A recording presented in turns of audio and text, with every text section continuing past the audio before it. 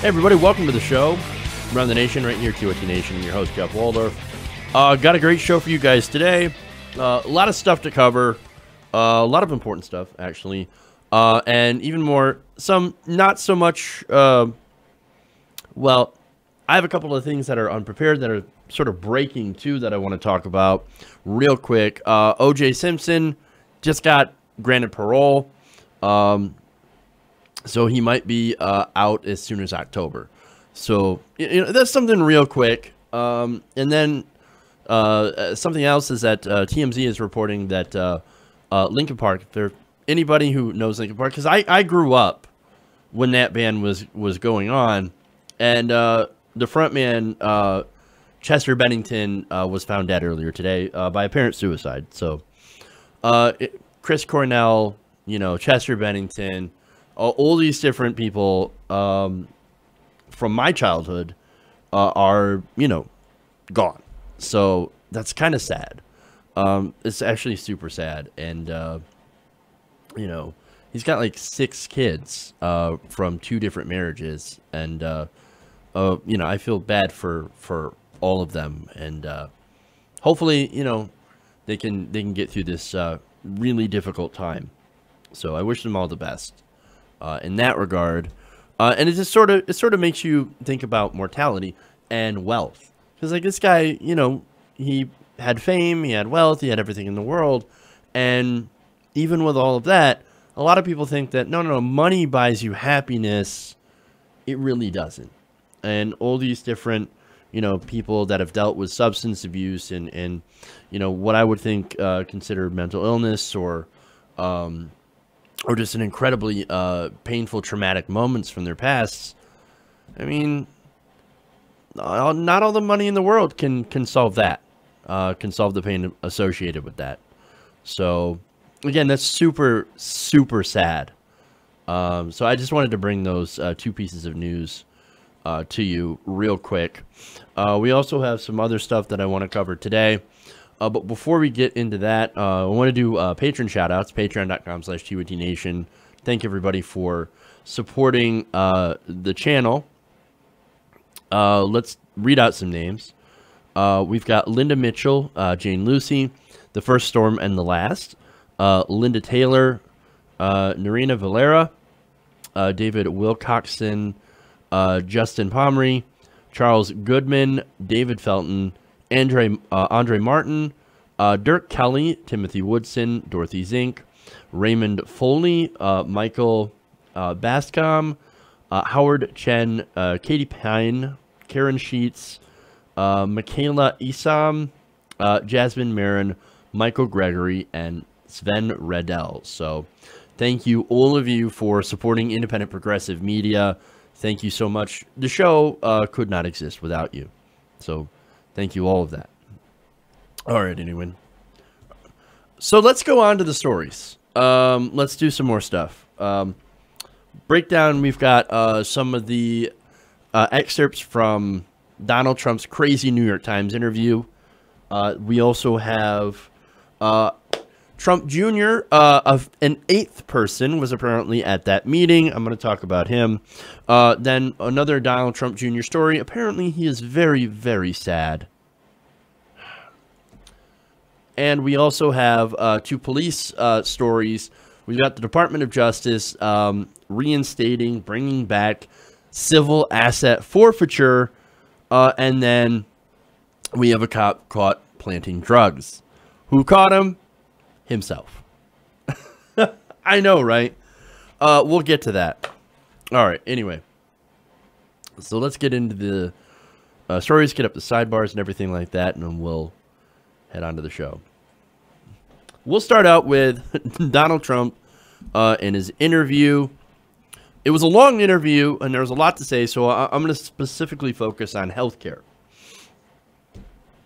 Now, President Trump recently had an interview in the New York Times. Now, he talked about a lot of different things: healthcare, Sessions, Comey, Russia, and, some other things. But what I wanted to focus on today is what he said about healthcare, because I think it's really interesting, considering how Trump care is now essentially dead in the water. It is a dead horse. Okay. Everybody else seems very, very interested in moving on, except for Donald Trump, who is more than prepared to continue beating that horse. And beat it he shall. In fact, after a meeting yesterday, Trump had said this about the health care plan. Let's watch. I don't think we should leave town unless we have a health insurance plan, unless we can give our people great health care, because we're close. We're very close. The other night, I was very surprised when I heard a couple of my friends, they really were and are. They might not be very much longer, but that's okay. I think I have to get them back. That's right. I refuse. Well, no, you didn't go out there. This was the one we were worried about. You weren't there, but you're going to be. You're going to be there. Look, he wants to remain a senator, doesn't he? Okay. And I think the people of your state, which I know very well, I think they're going to appreciate what you hopefully will do. Oh, man. Hey, we're not going to leave town until we get this health insurance thing. So we're going to be here for a while. Hey, you want to become a senator? You want to still be a senator? You want to still be a senator? Now, actually, I'm going to defend him a little bit on this one, because there's a lot of people out there saying, oh, my God, did you see Donald Trump threatened Dean Heller's job? Like, what is Donald Trump going to do to Dean Heller? He can't fire him. So what he could do, I guess he could say, well, I'm not going to support you for your re-election bid since you didn't support me, and that's certainly a possibility. But I actually think that actually wasn't intended as a threat. I know. I think Trump actually believes that people in Nevada want his health care plan. Like, I think that Donald Trump is so insulated and so stupid that he thinks, my health care plan was amazing. Why would you not want it? You know what? If you want to be a senator, if you want your people to vote for you again, because I won in the election bigly, let me tell you what, if it weren't for those illegals, I would have won the popular vote by 1 billion, okay? But it's those damn illegals that voted for Hillary Clinton.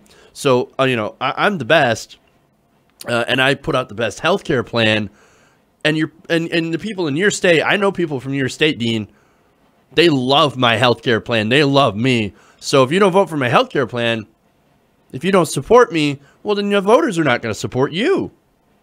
You see, that whole, I'm tapping into Trump's brainwave, and it's making me somewhat dumber. So I need to stop doing that. But look, that's the way I believe he thinks. So now, at the same time, we know that he believes that everybody loved his health care plan. But in the real world, we know that everybody actually hated his health care plan. In fact, it's got like a 27% approval rating? So it's got some ridiculously low number. But Trump's not a smart person. He watches Fox News all day, and that's another thing. He's insulated from actual facts and reality. And Fox News is not going to say, well, Trump care is actually really, really incredibly unpopular with the American people. No, they're going to say Obamacare is a failure. It's failing. It's in a death spiral. You got to do something now to get rid of the Obamacare. That's all he's exposed to.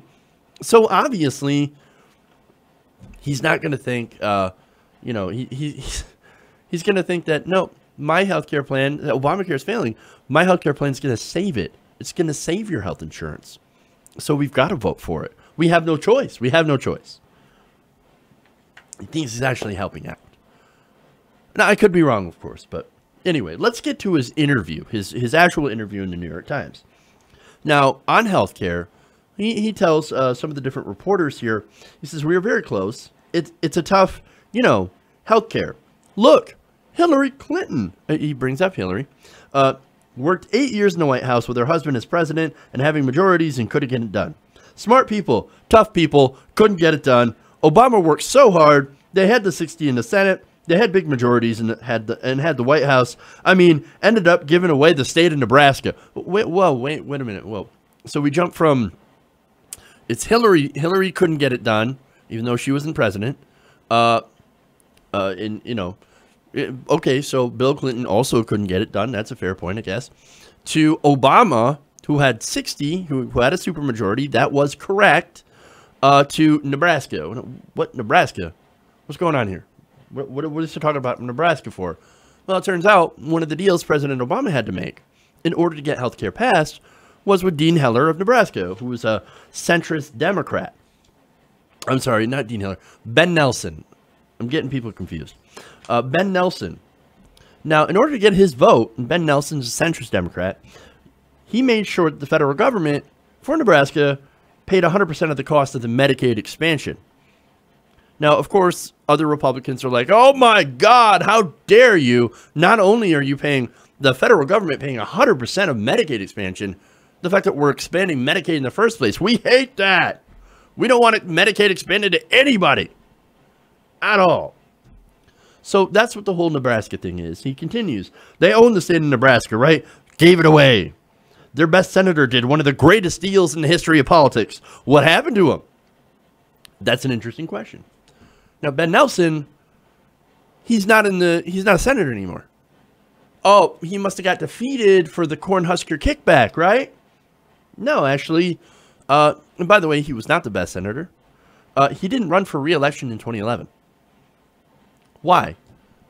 Well, it's because he would rather go and work for K Street. And surprise, he works for K Street. He's now a lobbyist. He's actually the chief executive of the National Association of Insurance Commissioners. So he's making bank working for insurance companies.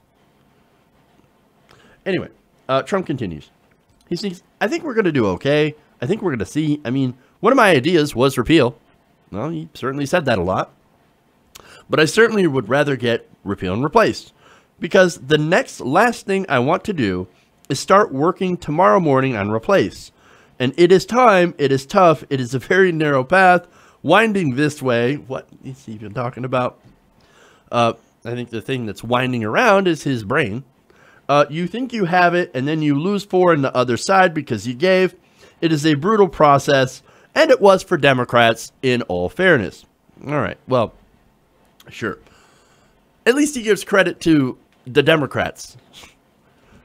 Now, he says, man, this is such a tough thing, right? I fought and fought. The Democrats fought, and they actually got it done, but Hillary couldn't get it done. Well, that sounds a lot different than what he was saying on the campaign trail. In fact, he was saying, Obamacare, day one. I want a bill on my desk so I can sign it to repeal and replace Obamacare. Day one. Within the first 100 days, I'm going to repeal and replace Obamacare. Well, it didn't happen. Now, to be fair, campaign promises, a lot of them don't happen, obviously. But also, to be fair, Congress was currently working on it, and it's been working on it for quite a while. It just couldn't get around to it. Okay? Now, where was Trump during that time? Well, that's an interesting question. And it turns out that we know from internal White House sources, White House aides, and congressional aides, that they didn't want Donald Trump anywhere near the process. Why? Because he would fuck it up. Because he doesn't know what's in the bill. He doesn't know what's in healthcare. And he doesn't actually know that the healthcare bill put forward by the House GOP and the Senate GOP looked nothing like what he had promised during the election. And frankly, he doesn't really care all that much. This isn't a huge priority to him. Even though it was one of his big campaign promises, and even though he keeps trying to do it. Why? Because it's a win. And he wants to do a win. Now, again, they didn't want him messing up. So, hey, nobody knew healthcare would be so complicated, right? Now he continues. How long did it take to get Obamacare? And this was Trump, saying, how long did it take the Democrats to get Obamacare? Well, one of the reporters said, well, it was March 2010. So it took a while. He was there for more than a year, Trump said. Maggie Haberman responds, yeah, about 14 months. And I'm here less than 6 months, so, something to think about. And interestingly enough, now he's been going after the media, of course, for, everything. So I don't even have to point out any specifics. Everything, which includes healthcare. Now, Baker pointed out, which was one of the reporters, we wrote the same stories, though, in August of 2009, Obama can't get it done. And Schmidt had said it died several times, followed by Haberman saying, yes, several times. Here's Trump's response. Well, it was a tough one. That was a very tough one. Okay. Oh, it was a tough one. Okay, so you're ignoring the fact that the articles that they were writing about Trump care, right? This recent health care bill were the same that that they wrote about Obamacare back in 2009. It's dead. It's dead. It's not coming back. It died several times. Now, Trump's complaining about all this negative media coverage when actually this is the same media coverage they gave to President Obama and the health care bill, Obamacare, the Affordable Care Act. Interesting. Now, he also said, nothing changes. Once you get something for pre-existing conditions, et cetera, et cetera. Once you get something, it's awfully tough to take it away. But wait, I thought your plan was going to be better. I thought your plan doesn't take away anything. That's really weird. So you are aware of some of the things that are in your health care bill. The fact that it takes away things like pre-existing conditions. In fact, he said, yeah, once you get something for pre-existing conditions, once you get something, it's awful tough to take it away. But if you have a better plan, then you could just say, I have a better plan for pre-existing conditions, and look, we have facts to prove it. Oh, but they don't have facts to prove it because it's worse for people with pre-existing conditions. That's funny. Now, Haberman comes back and says, that's been the thing for 4 years. When you win an entitlement, you can't take it back. Now, Trump said something very interesting after that. He said, but what it does, Maggie, it means it gets tougher and tougher to take away, of course, things like pre-existing conditions. As they get something, it gets tougher because politically, you can't give it away, so the pre-existing conditions are a tough deal. Because basically you're saying from the moment the insurance, you're 21 years old, you start working and you're paying $12 a year for insurance. Hey, wait a minute here. $12 a year for insurance? Did he just say that you're working and you're paying $12 a year for insurance when you're 21 years old? Wait. I would love that insurance. Where do I sign up? $12 a year insurance. That is $1 a month. I'll take it. Where do I find that insurance? Where do I sign that up? No, turns out he knows nothing about how much insurance actually costs because he's rich. And not just because he's rich, because other people do it for him. He doesn't do anything for himself. Let me give you the true numbers on how much insurance costs. According to data from the Henry J. Kaiser Family Foundation and the Health Research and Education Trust, the average premium for a single person who gets health benefits from an employer last year was $536 a month. Now, he did say, well, hey, man, you're working, right? You're 21 years old, you're working, and you only have to pay $12.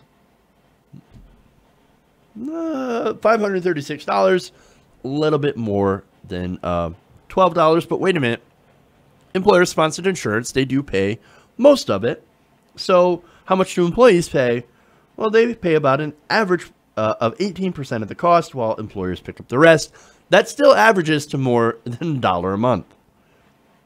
Now, prices are different in the market for people who do not get health benefits from work or from a government program, including those who purchase policies directly through a broker or a health insurance exchange. For consumers in this health insurance market, the average monthly unsubsidized premium, a mid-level silver plan, ranges from $364.91 for a 30-year-old to $872.01 for a 60-year-old, according to data compiled by Health Pocket. Okay. So his math is quite a bit off. Health insurance, it's expensive. Hey, who knew health insurance was so expensive? Now, he also adds, by the time you're 70, you get a nice plan. Well, what's that plan called? What's the plan that most 70-year-olds have? Oh, right. Medicare. You're right. It is a nice plan. Medicare is awesome. You know what would be great? If we expand that to everybody. That'd be awesome. Now, Haberman follows up with, am I wrong in thinking, I've talked to you a bunch of times about this over the last couple of years, but you were generally of the view that people should have health care, right? I mean, I think that you come at it from the view of, and he's like, yes, and then it was garbled. Look, reading through this transcript, there's a lot of garbled and unintelligible. I'm just saying. But he continues. So I told him today, I guess referring to Republicans he met with, I don't want to do that. I want to either get it done or not get it done. That's curious. If we don't get it done, we're going to watch Obamacare go down the tubes and we'll blame the Democrats. And at some point, they're going to come and say, you've got to help us. Well, that's incredibly callous. But let me go back to that for a second. You either want to get it done or not get it done. Does he understand the things that are coming out of his mouth? Does he not get it? Does he not hear himself? Or maybe he does, and this is worse. He hears himself and he goes, nailed it. Oh, sad. Look, aside from the obvious misunderstanding, like he doesn't get any of this, as well as contradictions and the nonsensical answers, you see that he desperately does want to get a win on this issue, even though he didn't care about crafting the policy. See, but that goes to who Trump is. I don't care about the details. All I want to do is I just want to win. That's it. Well, that's true. I mean, and his, you know, and it's funny is that if he gets a win, his core audience, the 27% of people who actually like this plan, they're going to cheer him on. They're going to love this. But most of the American people don't. Now, the thing about this is that he'll see this on Fox News if he gets a win and he's, I'm validated. I'm validated, right? And he'll continue to beat this dead horse until he either forgets about it or he actually, I don't know, gets something from it. We don't know what's going to happen. So what I'm trying to say is that while this version is dead, believe me, Trump is looking at how do we bring it back. I want to win on this issue. I want to win. Nobody else is concerned. What the Republicans are doing in the House is like, I don't know, all I want to do is just move on. Let's move on. We're not going to take it down Obamacare. We've tried so many times. We've got too many differences between the moderates and the Freedom Caucus. We can't get them together on this issue. You're not helping. You're not leading. So fuck it. We're going to table this. And we're going to go to where we all agree, cutting taxes on the rich, on corporations. That's what we really want to do. We want to cut corporate taxes. We didn't mean this whole repeal and replace. We don't really care. Not only that, but Obamacare is our healthcare plan. So it's working fine. So the thing is, while the Republican Party doesn't really care so much, I think, about this as compared to tax reform, Trump does. Because he's like, oh, I got to do something about Obamacare. I got to do something. Fox News keeps telling me Obamacare is a disaster. I got to do something. I got to repeal and replace. Or just repeal. Just get rid of it. So what he's going to keep doing is that, and you see it now, he's going to continue to beat that dead horse over and over again until he gets something he can bring home as a win. Because that's how Donald Trump operates. He's got to get the win because he ain't going home. Okay.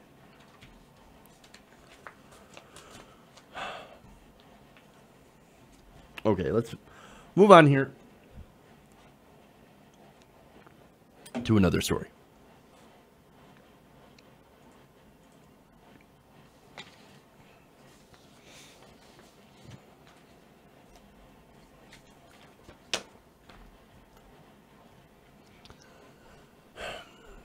Now, the eighth person who reportedly met with Donald Trump Jr. Last summer has been identified, according to the Daily Beast. Now, it might surprise you, or might not surprise you to know, that he is not only Russian, but he's also an accused money launderer. Oh, this is interesting. Now, let me give you some details. Now, the man's name is Irakli Kavaladze, and he was a guest of the Russian lawyer Natalia Veselnitskaya when she visited Trump and other members of Trump Tower last year. Now, this is according to Trump's lawyer. He was talking to CNN. Now, the meeting was proposed by billionaire Russian real estate developer Ares Aglarov. Okay, these names are killing me, by the way. Now, that billionaire is supposedly friendly with Donald Trump, having hosted Miss Universe pageant in 2013 and had discussed recent real estate deals as recent as 2013 in Moscow. So, that's interesting. Now, The June 9th, 2016 meeting, they write, was originally characterized by Trump Jr. as primarily about the adoption of Russian children. Yes, yes. They're very, very concerned about adopting Russian children. No. That's actually not true. Adoption, they don't care about adoption. No, when they brought that up, that's when Donald Trump Jr. was like, no, I'm not interested in that. Where's the dirt on Hillary? What's going on here? I thought you promised me dirt on Clinton. You didn't deliver. Now you're talking about adoption. I don't care. Yeah. Doesn't interest him at all. He was gone. Now, in that same meeting was, Jared Kushner, brother-in-law, and former campaign chairman Paul Manafort. Now, those 8 visitors included Rob Goldstone, the manager of Aglarov's pop star son, who reached out to Donald Trump. You also have Veselnitskaya, that lawyer with some ties to Russian officials, who lobbied on behalf of Kremlin interests, mainly from the sanctions. Her translator, Anatoly Semochornov, Veselnitskaya's DC-based lobbyist, Renat Akhmetshin, who was also once accused of an international hacking conspiracy, wonderful, and Kavalatsa. So, look, hey, man, that is a lot of Russians, okay? A lot of Russians, a lot of Russian names. Okay, all packed into that meeting. Oh, that's weird.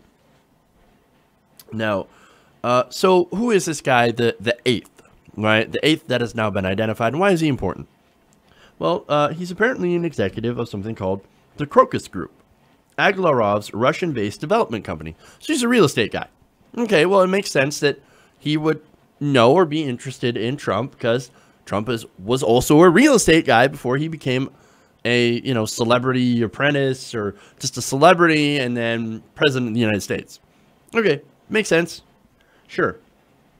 Now, Kavalatsa's LinkedIn page says he began working for Crocus Group in 2004, but a Russian webpage for the Economic Chronicle says he started in 1992 as Crocus's U.S. associate.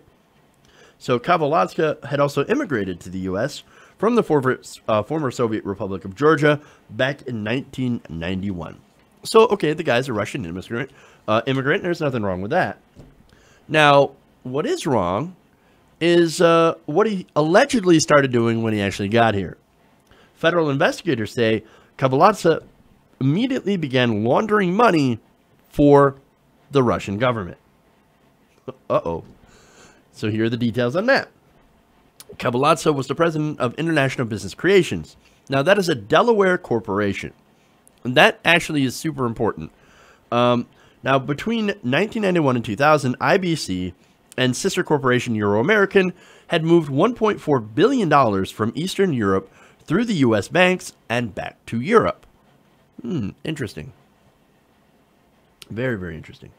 Now, the GAO, the Government Accountability Office, once found in the year 2000, Kavalatsa was not named in the report, but he was reportedly identified as an accused figure in that money laundering scheme. That's interesting. Now, Kavalatsa, of course, told the New York Times in 2000, I ain't got nothing to do with that. All I see is that this is nothing more than a Russian witch hunt in the United States. Does that sound familiar? So, now, I'm going to get slightly conspiratorial for a second. This guy's accused of money laundering back in the early 90s. Who happened to be president back in the early 90s? Think about it. Think about it. Think about it. Clinton. Bill Clinton, in this case. I wonder if this guy might have something against the Clintons because the government under the Clintons said, hey, you're funneling money. You're laundering money. Maybe you shouldn't do that. Curious. Now, more details about this alleged scheme. IBC and Euro-American created corporations for Russian brokers and established bank accounts for those corporations, according to the GAO report. The bank accounts were opened at Citibank and the Bank of New York. Now, approximately 2,000 corporations were formed for those same brokers, the GAO found, and 236 bank accounts were opened at Citi and the Bank of New York. An employee of Euro-American told GAO the firm created about 10 corporations at a time for Russian brokers. So this is somebody at Euro American, one of the banks, was saying, yeah, we open these corporations, these shell corporations, 10 at a time. 10 at a time. Wonderful. And of course, they do it for these Russian brokers. Now, interestingly enough, they sometimes make up the names for these companies, and Euro American charged a fee of $350 for each company it incorporated, so they got a lot of money from this. There was money exchanged. Now, the president of IBC told the New York Times that the bank accounts, told the Daily Beast that the bank accounts were formed to move money out of Russia. The GAO report reads, apparently referring to Kavalatsa. It adds that he confirmed that he'd misled the banks about the due diligence he'd done investigating the banks. So it's like, no, I didn't look at these banks. It turns out they were funneling money. I didn't know. I had no idea. He also told us that Euro American is currently being liquidated due in part to concerns about money laundering issues that were raised in 1999 when the media reported allegations that Russian organized crime had laundered billions of dollars through the Bank of New York, according to that same report. Now, it also concluded that it is relatively easy for foreigners to hide identities and funnel money to the U.S., due in part to the failure of Citi and Bank of New York's failure to implement Know Your Customer policies. All right, so that's a lot of information. So basically what he's saying, man, hey, look, I didn't know there was money laundering going on at these banks. I had no idea. I didn't vet them. And all this is, it's a misunderstanding. I'm nothing more than a victim. This is just a witch hunt. That's all this is. Well, look, let me be fair, super fair here. The media doesn't exactly make it easy when all they scream about is Russia. And so when something legitimate or seemingly legitimate comes out about what some well-connected, wealthy people from Russia are doing, money laundering, which happens. It doesn't only happen in Russia. It happens in a lot of different places. Hillary Clinton was money laundering, okay?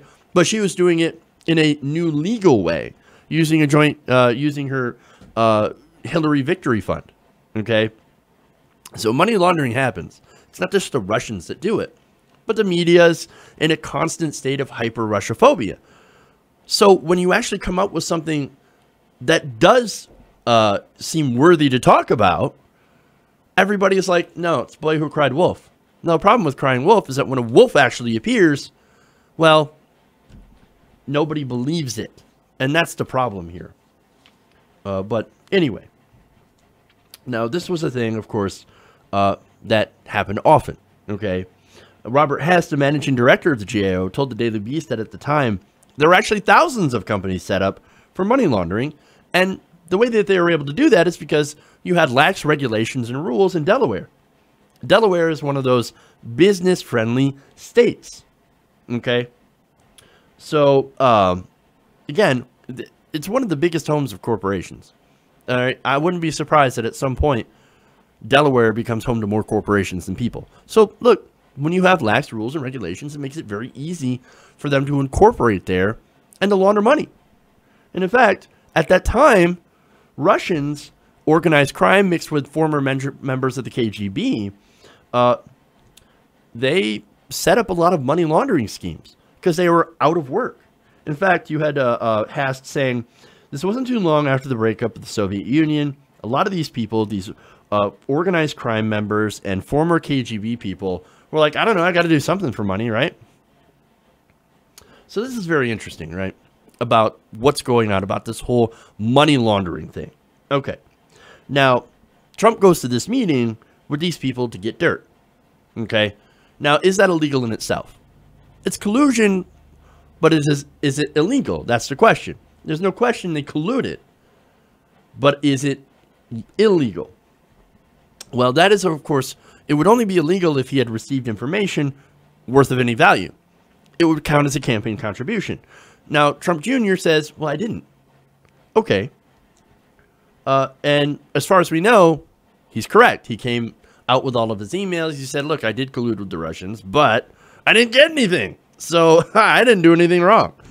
Well, ethically, yeah, he did do something wrong. But is it criminal? So far, no. at least from what we know now. Now, he also did not meet with anyone from Russian intelligence or anybody close to Russian intelligence, and that's another thing that seems to be going around. But as Scott Olson, a former FBI counterintelligence agency, explained, the meeting size and attendees would not make much sense as a Russian intelligence operation. So this is not the Russian government coming in and saying, we want to collude with you, Donald Trump Jr. So get that out of the way, okay? But what it is, and he's going to explain, if you're going to have a covert meeting, it's got to be two people. If you have more than two people, it becomes exponentially more difficult to keep the meeting confidential and the content of the meeting confidential, so it would be super dumb. So no, this isn't a Russian government op to try to meet Donald Trump Jr. Well, what was it then? Well, the people at the meeting, Veselnitskaya and Akhmetshin and Kavaladze,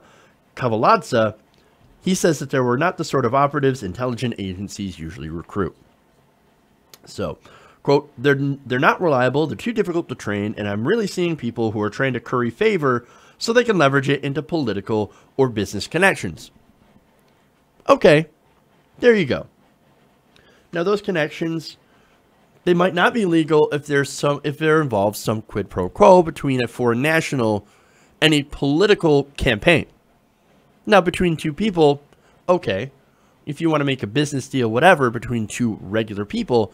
But again, if you're part of a political campaign, you cannot receive gifts from a foreign national, whether it be Saudi Arabian, whether it be Russian, whether it be German. It doesn't matter. Whether it be from people from the UK, doesn't matter. Allies or not, you cannot get any sort of gift or information, or that includes information, from a foreign source if you're in an American political campaign. Just saying. Okay. Now, and that's because collusion itself isn't illegal. So now, let me get to what I think the meeting was.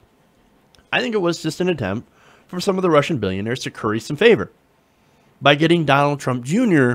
into a meeting under false pretenses so they can try to get what they want. So what did they want? Well, they keep talking about adoption, right? Now, adoption, that's actually code for sanctions. Now, you might be thinking, come on, dude, that's crazy. What does adoption have to do with sanctions? Hear me out. Now, Vladimir Putin had banned adoption for Russian children coming to America.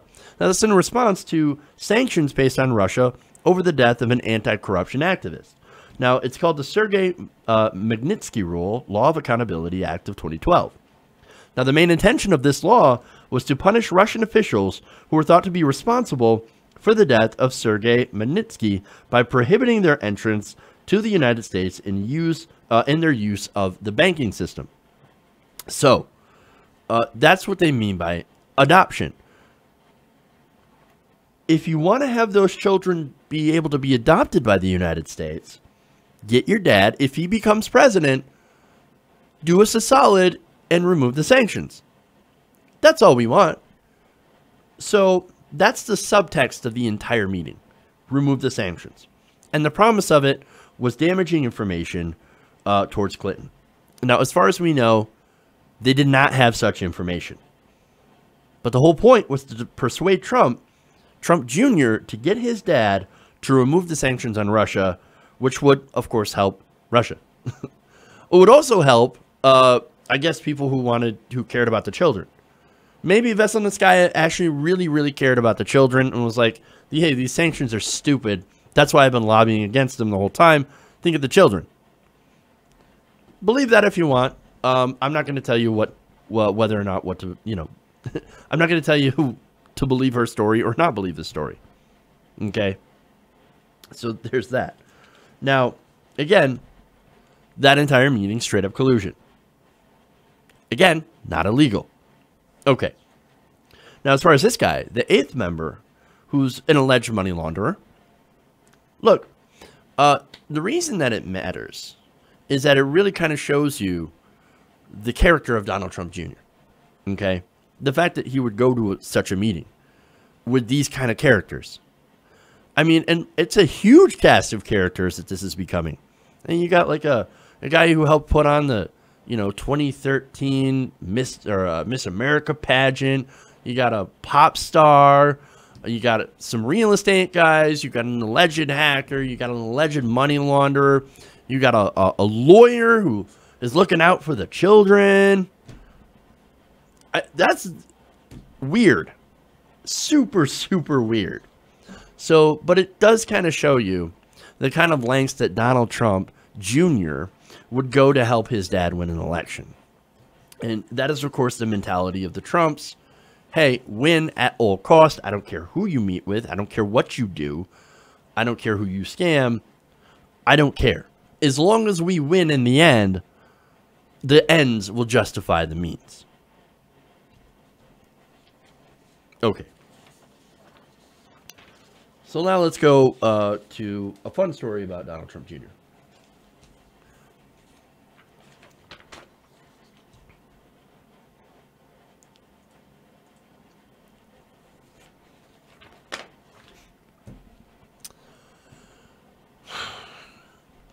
Now, with all the investigations into Russia and Donald Trump Jr.'s meeting with a Russian lawyer and alleged money launderer, the younger Trump is just not happy. He is actually kind of miserable.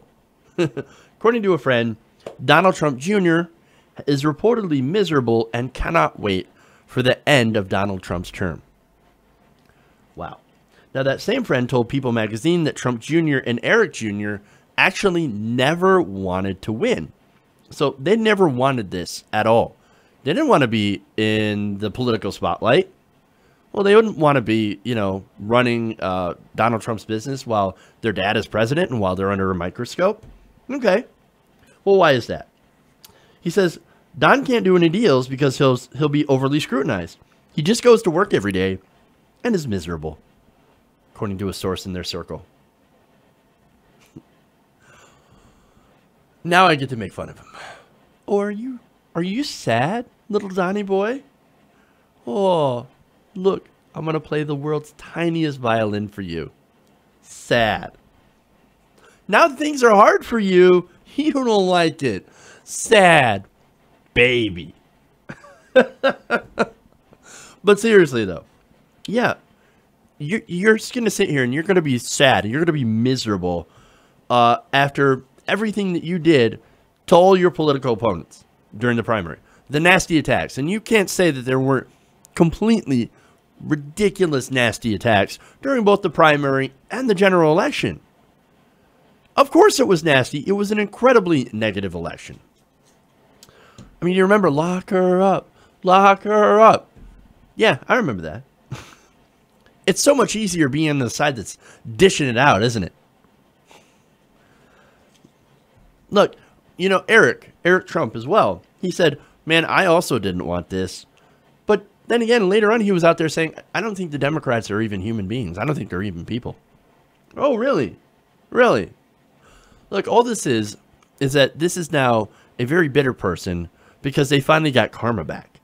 Now, all their lives, these two were spoiled rich, surrounded by suck-ups and sycophants and getting everything that they want. But you're in politics now, bitch. And we're coming for you. Okay? Suck it up, man. Ain't nobody but your core supporters going to feel bad for you. There's one more thing here. Now, there's a family friend that, especially close to Trump Jr. and Eric, that told people that the loyalty within their family is insane. Oh, well, no kidding. We already knew that. They would never speak against their dad, but you can't bite the hand that feeds you. But Trump Jr. just can't wait for these 4 years to be over. And for once, I actually agree with Trump Jr. Hell, most of the country agrees. We too just can't wait.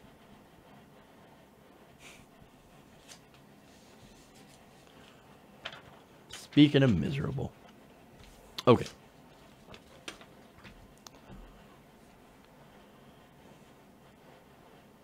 Now something serious. Oh boy.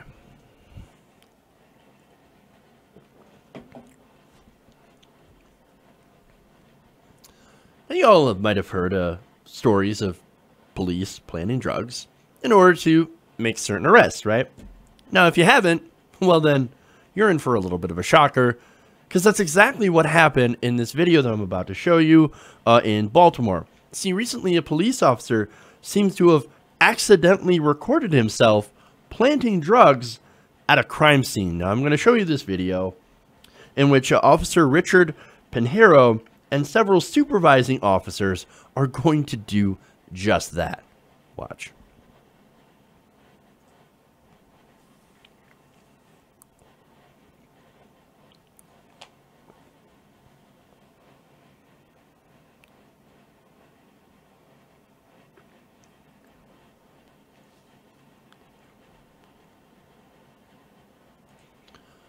Okay, so what you saw there, and there wasn't any sound, and I will explain why there was no sound in a minute, but there's the officer, the body cam showing this officer planting drugs and then walking away. Well, let's show you the second half of the video to follow it up.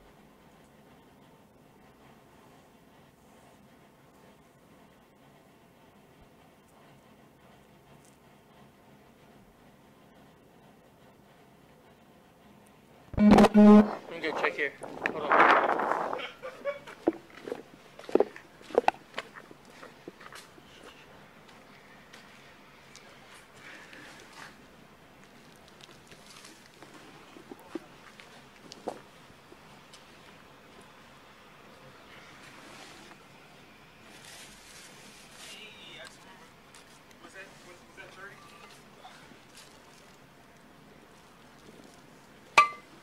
Yo.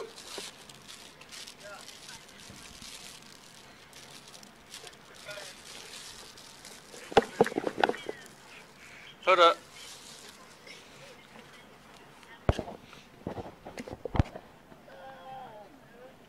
Not yet. That appears to have been an oops. Now, how did this guy get himself caught on camera? Well, it turns out that these body cameras, they turn on about 30 seconds before you actually turn them on. And they start recording. Oops. They didn't realize that these cameras save 30 seconds of footage before manually being activated, which they're supposed to do. So unfortunately, all of that was caught on tape. Oops, my plan foiled. Now, not just his plan, but you saw two other officers that were involved. There were supervising officers. So he goes in, he plants the drugs, and these guys are right there. They saw it. And then, like, okay, once they're planted, I'm going to go back. I'm going to turn my camera on, and then I'm going to go and find drugs. Oh, would you look at that? I found drugs. It looks like we're going to have to arrest this guy. Oops. Now, that means the fact that there are other officers there, this guy did not act alone. This is not just one bad apple, but I think this is part of a bushel. And there's a lot of them inside of the Baltimore Police Department. Now, I have some news on the person that, of course, was where they found this drugs, right? The owner of the home. Now, originally, the defendant connected to the drugs was set to go to trial. But, according to BuzzFeed, the prosecutor dropped the charges after this video came out. This video came out, the public defender got it, and was like, oh, case closed. It was a plant. It was a fake. Now, the Baltimore Police Department said it's investigating those three officers in the video. One of them is suspended. I'm assuming the guy who the body cam belonged to, and the other two are in administrative duty with no public contact. Now, on that, look, we know how these investigations go. When they investigate themselves, they always tend to, they never tend to find themselves guilty. Weird how that works. But in this, look, this would be a slam dunk, okay? They have the video. He's planting the drugs. You cannot get more clear. Still, as you're going to hear, cops do protect their own. Now, at a recent press conference where Baltimore Police Commissioner Kevin Davis, he said that they had not reached any conclusions yet on the case. And then, at the same press conference, he showed evidence that drugs were found at the scene before. Oh, this was just a recreation. That's what it was. Really? I don't believe it. Look, shit like this, not Black Lives Matter, is why people do not trust cops. This is why you have a trust problem. This right here. Not to say all cops are bad, obviously. In fact, most of my interactions with cops have been fairly fine.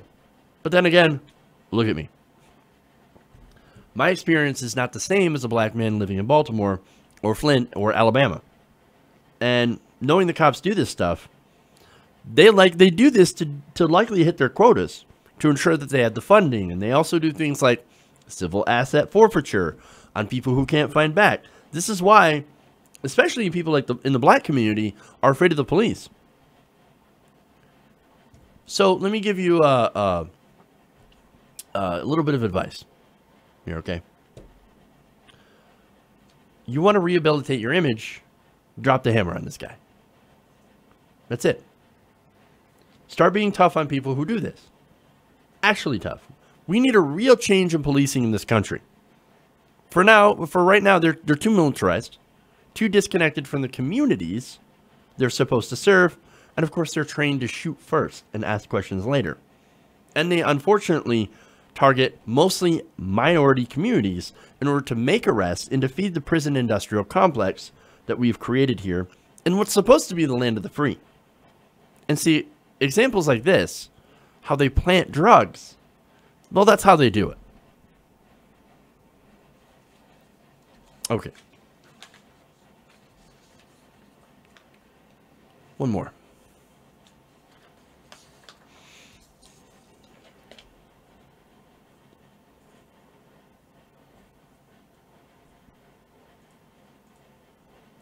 And more bad news.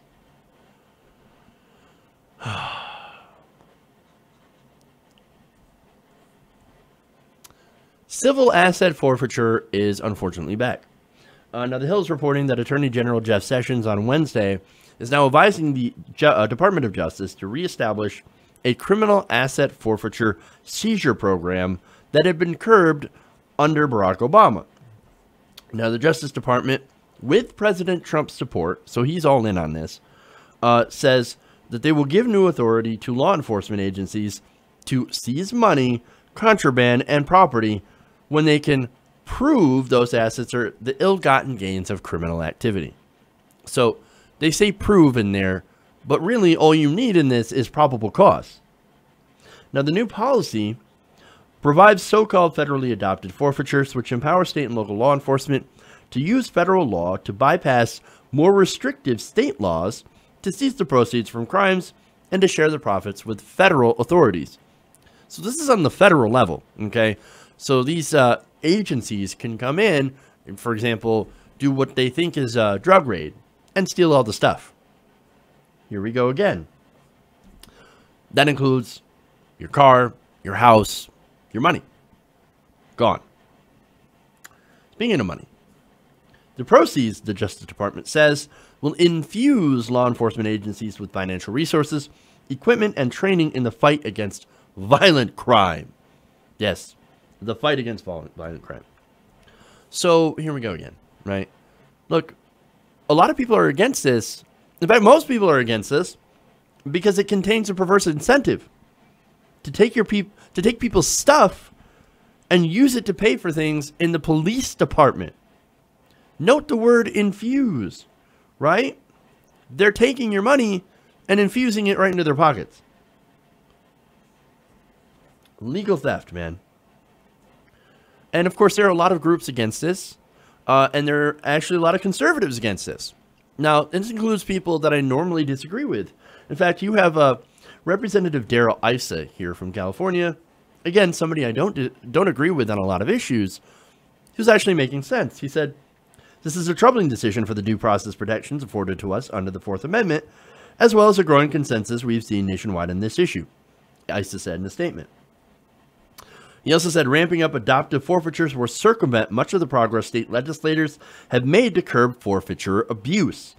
Criminals shouldn't be able to keep the proceeds of their crime, but innocent Americans shouldn't lose their right to due process or their private property rights in order to make that happen. Now, the Justice Department insists that the burden of proof will be on the government not the property owner, and since it will institute practices that go beyond what the law requires to ensure protections for innocent people. What kind of protections? The Justice Department, according to the Washington Post, will now require local authorities to provide additional detail justifying the probable cause for seizure.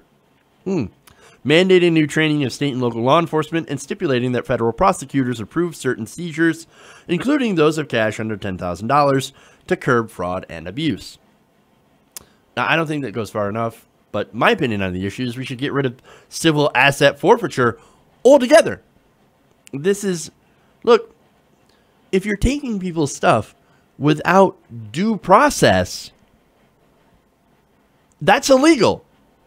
That's a violation of your Fourth Amendment rights. Okay? And look, the reason that we want to get rid of this is it's not like I want to, drug dealers to keep all their money. No. But I want people to go through due process. And if you don't have due process, if all you have is probable cause, then you're going to have cops that are willing and able to abuse it. After all, again, you only need probable cause, not a conviction. Okay? So, oh no, we got to give you more detail for that, for that seizure, for your probable cause. I smelled marijuana. Oh, okay, probable cause. Take all their stuff. That's the excuse they use a lot, by the way. And look, we've done stories of people that have had their stuff taken without charges. They just think, well, we think you did something different. There was a white couple in this house. Their son might have been smoking marijuana, might have been dealing drugs elsewhere outside the home, and the cops took the home. Like, oh, well, we got a drug dealer that's living there. Or alleged drug dealer that's living there. We think, I don't know, we're going to take your house. That's what they do. And look, those people were lucky enough to be, upper middle class, and they could oh yeah, we're going to lawyer up. We're going to get our shit back. Well, what happens to somebody who doesn't have a lawyer? The majority of cases where the people are too poor to afford a lawyer. Well, you know what happens? Cops end up keeping your shit. That's what. They infuse it right back into their pockets. And that's what's going on here. So you have Jeff Sessions basically out there saying, no, we're going to double down on the civil asset forfeiture because it turns out I hate the Fourth Amendment. I love it when police steal your shit. Tough on crime, baby. Tough on crime. Because that's exactly what he wants to do. I mean, look, is due process not enough for you, Jeff Sessions? No. We got to crush regular people. We got to crush poor people even more. We want people to be afraid of cops. We don't want them to serve the communities. No, we just want the communities to service the cops. So we can, so we're going to go in, we're going to take your stuff, and it's our stuff now. And we're going to use it to infuse ourselves with more equipment so we can continue to oppress the populace. That's what this is about. And now again, speaking of due process, Issa made a great point. He said, this is essentially unconstitutional. This is a legal search and seizure, or it should be. You're taking people's stuff without a conviction. There is no due process. And unfortunately, this is going to continue to be used disproportionately against people of color. All in order to fund police who can't wait to start taking people's stuff in order to fund those same departments. This is a terrible policy. This is a terrible step for civil rights. And it has to end. I mean, we're taking people's, private property and we're ignoring their rights. And what did you expect under Jeff Sessions' Department of Justice? No, it's not a Department of Justice. It's a Department of Injustice. Okay. That's it, guys. That's all I got for you today. We're going to have a great show tomorrow, so make sure to tune in then. Right here, 3 p.m. Eastern. TYT Nation, if you haven't already, please like and subscribe. Also, if you're, and I'm just getting organized here, if you're interested in supporting Around the Nation, please go to our Patreon page, patreon.com/TYTNation, and, you know, help us continue to grow. Thank you much. Love you guys. And remember, change begins with you. Good night, TYT Nation. See you tomorrow.